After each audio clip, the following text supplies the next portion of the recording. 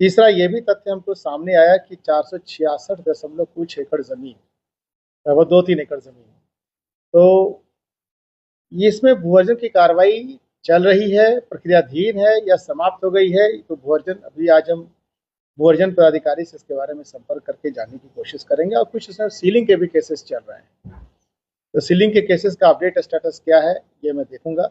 लेकिन जो समस्त तथ्यों को देखने के उपरांत जो हमको सामने आया कि 173 एकड़ जमीन बिल्कुल नीट एंड क्लीन है, इसमें कहीं पर भी कोई कार्रवाई की आवश्यकता नहीं है। और अभी माननीय सांसद महोदय के निधि से उसमें बिल्डिंग का काम कराया जा रहा है और कुछ और पैसा भी शायद केंद्र सरकार से प्राप्त हुआ है विमानपत्तन विभाग से। और जब एक बार बिल्डिंग का काम समाप्त हो जाएगा तो इसमें 5 करोड़ रुपए की सैंक्शन की बात हो रही है। यही स्थिति है। गोपालगंज के डीएम साहब सबया एयरपोर्ट के बारे में क्या बोल रहे हैं, पहले उनका ये बयान सुन लीजिए। इसके बाद में फिर मैं गोपालगंज के सांसद आलोक कुमार सुमन के बारे में बात करूंगा कि दिन रात जो पानी पी पी के सबया एयरपोर्ट, कुछ यूट्यूबर ऐसे हैं जो सबया एयरपोर्ट के पीछे ही है। पहले गोपालगंज के डीएम साहब का बात सुन लीजिए, इसके बाद में मैं फिर बात करता हूँ।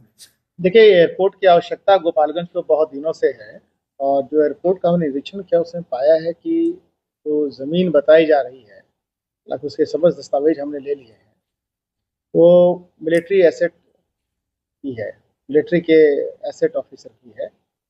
और द्वितीय विश्व युद्ध में उससे संबंधित कुछ भूअर्जन भी हुआ है और कुछ उसमें सरकारी जमीन है।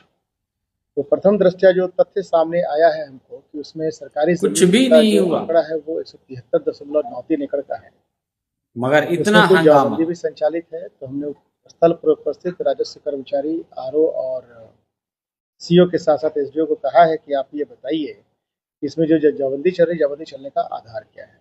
तो दूसरी विषय हुई।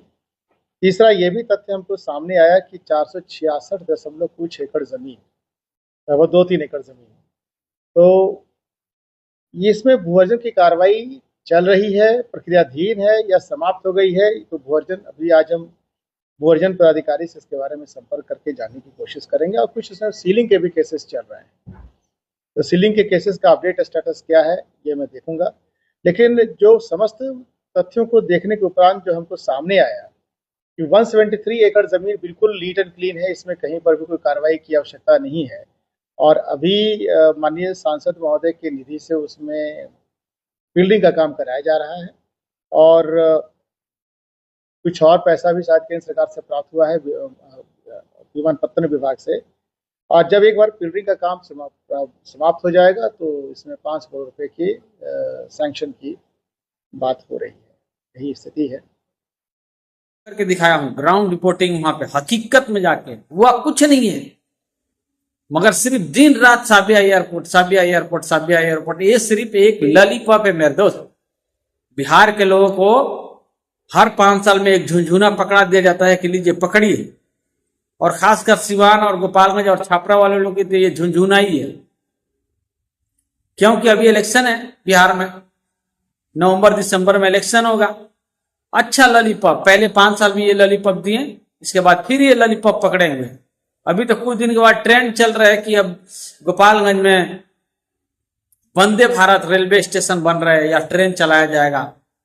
एक काम कीजिए ना संसद महोदय जी, बिहार में जितना लोग है ना, सबके घर के पास जाके एक प्लेटफॉर्म बनवा दीजिए, क्योंकि रोजगार तो दे नहीं सकते आप लोग, अच्छा यूनिवर्सिटी बना नहीं सकते, अच्छा कॉलेज कोई बना नहीं सकते।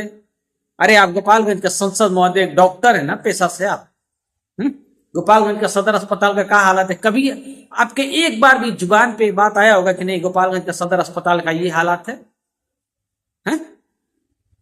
एयरपोर्ट तो बनाना बहुत दूर की बात है। आपके हाथ में जो फंड आता है ना, आप पेशा से एक डॉक्टर है, आप जिस अस्पताल की हालत करके रखे हैं, आप एयरपोर्ट क्या बनवाइए? क्या बच्चा का खेल है एयरपोर्ट बनवा लेना? 5 साल पहले चिल्लाते चिल्लाते चले गए, फिर 5 साल आप चिल्ला रहे, भी चले जाइए, मगर बनेगा कुछ नहीं। आपको भी मालूम है कि हाँ, हम जिस जिस स्टेट से जीतते हैं ना वहां के लोग मूर्ख है। अगर मूर्ख नहीं होता तो आज ये हाल नहीं होता। सिर्फ एयरपोर्ट एयरपोर्ट एयरपोर्ट, अरे भाई आप सदर अस्पताल का हालात सही कर दीजिए, बेहतर रहेगा।